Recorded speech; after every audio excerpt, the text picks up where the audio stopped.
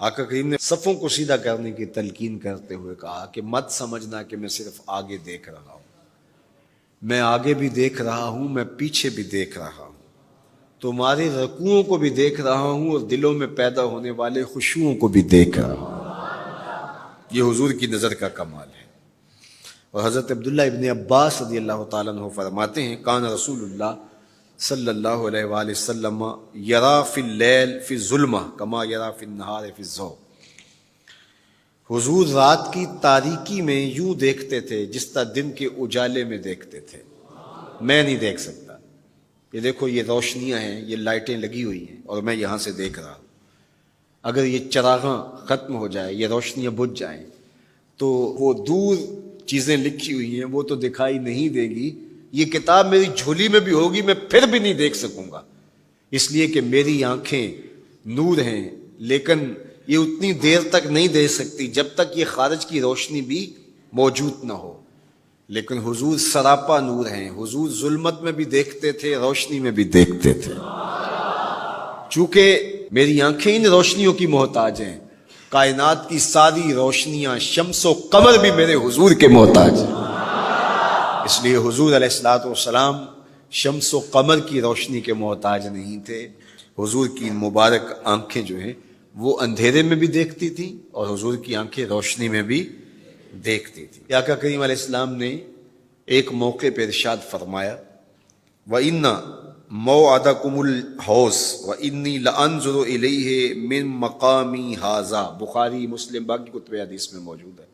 فرمایا کہ تمہارا جو حوض کوثر پر وعدہ ہے جہاں میں تمہیں جام بھر بھر کے دوں گا، فرمایا میں یہاں کھڑا ہوں اور یہاں کھڑے ہو کے اس کو دیکھ رہا ہوں۔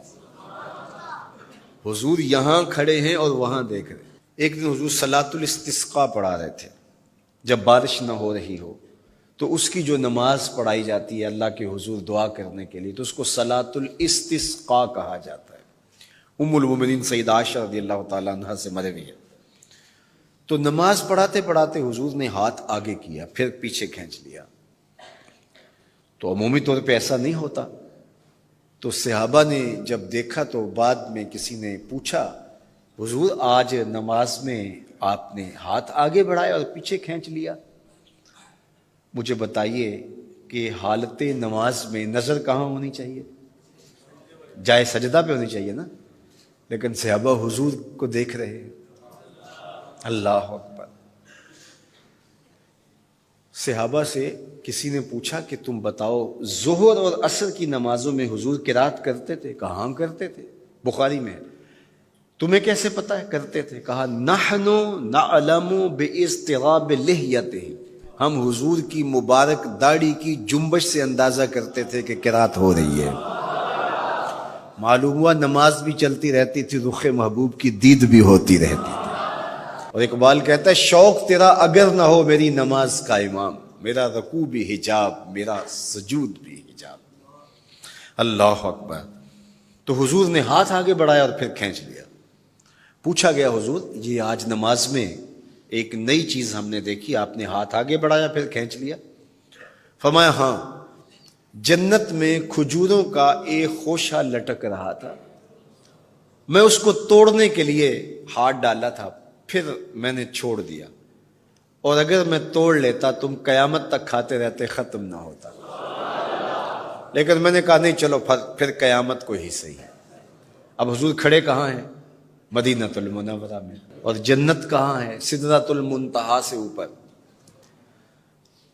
سر پٹ گھوڑا دوڑے اور تیز رفتار گھوڑا، تازی گھوڑا، 500 سال دوڑنے کے بعد پہلے آسمان تک پہنچے، پھر اتنی موٹائی آسمان، پھر دوسرا آسمان، پھر تیسرا آسمان، درمیان میں پھر خلائیں بھی، پھر وہاں سے 7 آسمانوں کے بعد کہیں سدرۃ المنتہا، اور قرآن بتاتا ہے کہ جنت بھی سدرۃ المنتہا کے پاس ہے، پھر آگے جنت، اور جنت کے جو درخت ہیں وہ 70,000 سال کی اونچائی پر ہیں، وہاں لٹکتی ہوئی کھجوروں کے خوشے، اور حضور علیہ السلام نے یہاں کھڑے ہو کے ہاتھ بڑھایا اور وہاں حضور کا ہاتھ پہنچ گیا۔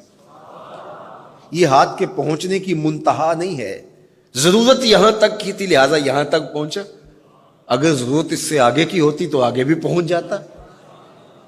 تو حضور کا ہاتھ یہاں سے یہاں تک پہنچا. یہ حدیث پاک میں نا، میں اور آپ ہاتھ اٹھائیں تو ہمارا ہاتھ کہاں تک پہنچتا ہے؟ 5 فٹ قد ہے تو 3 فٹ اوپر ہاتھ پہنچ جائے گا، تو ہمارا ہاتھ 8 فٹ تک پہنچے گا، زمین سے 8 فٹ تک. چلو کسی کا 9 فٹ تک پہنچے گا، کچھ چھلانگ لگا کے اچھل کے اوپر لے جائے گا تو 10 فٹ تک پہنچ جائے گا. البتہ ہماری نظر بہت تیز ہے.